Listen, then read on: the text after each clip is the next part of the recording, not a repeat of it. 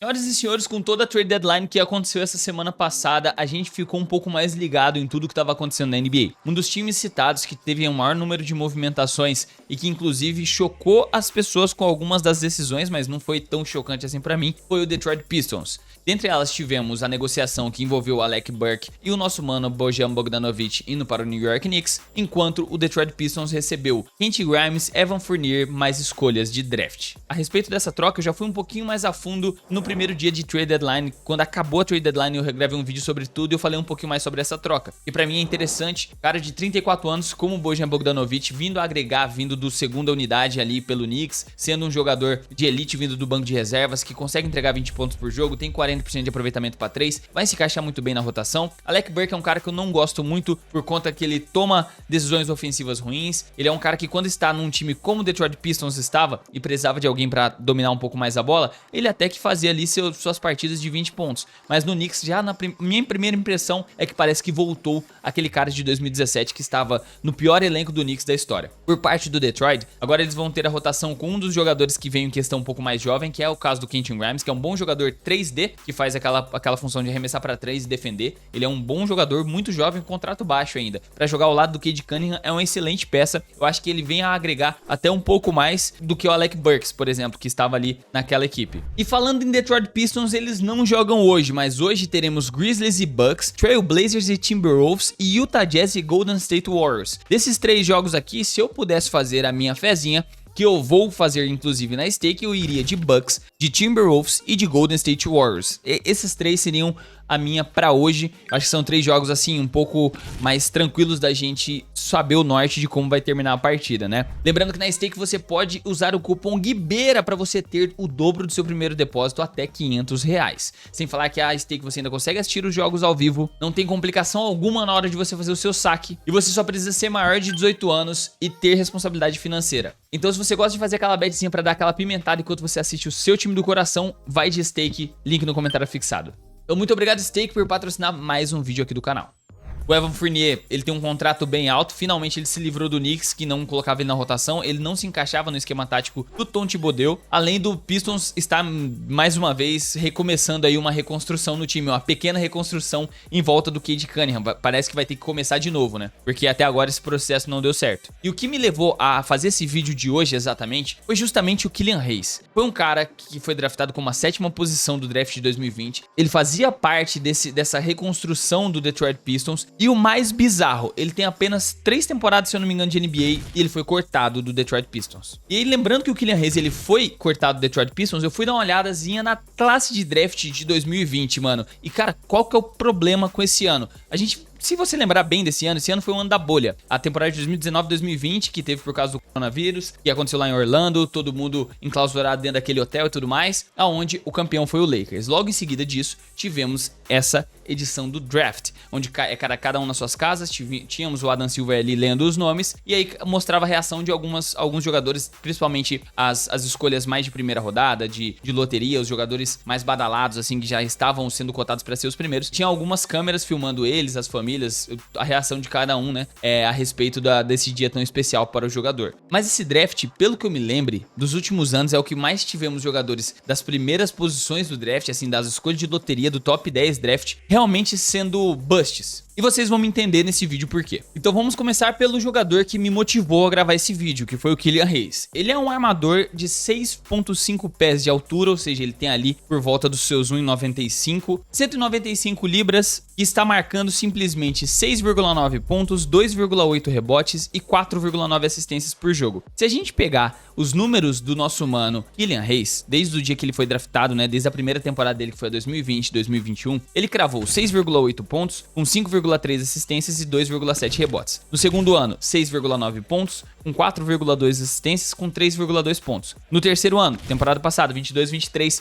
com a ausência do Cade Cunningham, ele jogando mais minutos de quadra e tendo por mais tempo a bola na mão, 10,3 pontos, com 6,2 assistências, com 2,9 rebotes. E essa temporada, os 42 jogos que ele disputou, sendo 31 como titular, ele fez 6,9 pontos, com 4,9 assistências e 2,8 rebotes. O problema do Killian Hayes não é nem a baixa pontuação, não é nem o desempenho do time, que o time do Detroit Pistons é um dos piores de todos os tempos, nessa temporada se provou isso, mas e sim a eficiência do nosso mano Killian Hayes. Ele foi draftado por ser um cara que estava projetado para desenvolver um bom arremesso, seria um bom arremessador, e chega na NBA, o cara chuta da primeira até a quarta temporada dele, que é essa atual, não consegue fazer uma temporada com mais de 30% de aproveitamento para 3. E não só isso, o aproveitamento dele de field goal, nessa temporada é o mais alto da carreira dele, com 41% dos arremessos de quadra. Mano, 41% dos arremessos de quadra é muito ruim, Além de 66% de lance livre, é o pior aproveitamento de lance livre dele da carreira é essa temporada, tá ligado? E se você assistiu já algum jogo do Detroit Pistons, você já viu que o Killian Hayes não tem arremesso. Muitas vezes a defesa paga arremesso pra ele porque ele não mata arremesso. Ele toma decisões ruins, o arremesso de meia distância dele é ruim. Teoricamente era pra ele ser um cara explosivo, era pra ele sair do pick and roll ali, jogando mais explosivamente em direção ao aro, e mesmo assim ele ainda tem dificuldade de fazer isso. Pra vocês terem uma ideia, ele é um dos jogadores que mais joga no pick and roll do Detroit Pistons, e a estatística dele de pontuação saindo do pick and roll é de 0,66 pontos por posse. Mano, a eficiência do cara é realmente 0,66 jogando no pick and roll, ou seja, ele nem facilita para os companheiros dele pontuar e nem ele pontua saindo do pick and roll com muita frequência para ele ser um armador. Então, se o Killian Hayes pode ser considerado um bust para ser a 7ª escolha do draft de 2020 e já estar cortado do Detroit Pistons, eu acho que sim. Talvez ele dê certo em uma liga menor de basquete, mas a NBA em si deu para ver que ele não se adaptou.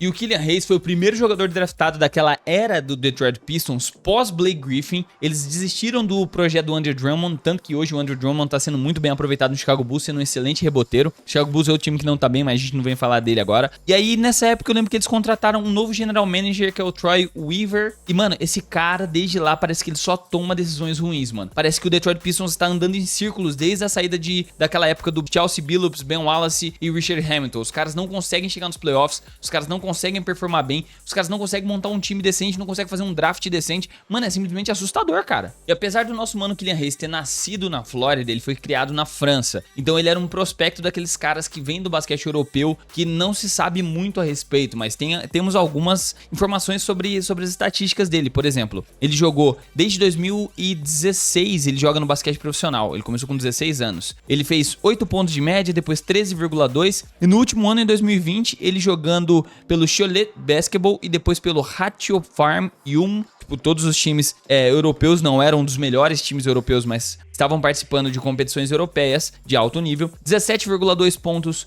com 8,3 assistências e 3,1 rebotes. E ele tinha 50% de aproveitamento dos arremessos de quadra, 39 para 3 pontos e 90% de lance livre. Então, realmente, quando ele chegou até a NBA, quando ele foi draftado, era esperado que ele fosse um bom arremessador. Tinha-se ali as suas precauções com questão da explosão dele, para saber se ele ia conseguir dar conta de ter o físico necessário para criar um espaçamento jogando na NBA, contra defensores da NBA. E realmente, o arremesso dele realmente só piorou. Essa, se eu não me engano, é a melhor temporada dele de arremesso e realmente, mesmo assim, é um dos piores da NBA. A explosão dele não cria a separação necessária para jogar bem no pick and roll, e o número de posses que pontua ele jogando como ball handler principal mostra isso. Então, mano, não me espanta nem um pouco ele tá sendo cortado do Detroit Pistons. E a respeito da classe de draft de 2020, é outra parada mais bizarra ainda, porque olhando nomes como a segunda escolha do draft, que é o James Wiseman, que foi draftado pelo Golden State Warriors na frente de LaMelo Ball, ele foi um cara que foi também muito pouco utilizado no Golden State. Meus queridos, vocês estão gostando desse vídeo, mano? Então considera rapidinho se inscrever aqui embaixo, ativar o sininho de notificações para receber tudo em primeira mão e deixar o like, você já vai estar fortalecendo muito o nosso trabalho, além de incentivar a gente a sempre trazer mais vídeos como esse com mais frequência aqui no canal. Caso você queira também ser parte do clube, do time do Guibeira, mano, tem aqui embaixo agora a opção Seja Membro, onde você tem uma série de benefícios. Se fizer sentido para você, se o valor couber no seu bolso, você pode fazer parte de um grupo, ajudar a gente a decidir os assuntos, trocar uma ideia com a gente, receber os vídeos antecipados. Então vai ser muito bacana se vocês decidirem, quem sabe, entrar para o time do Trash Talk.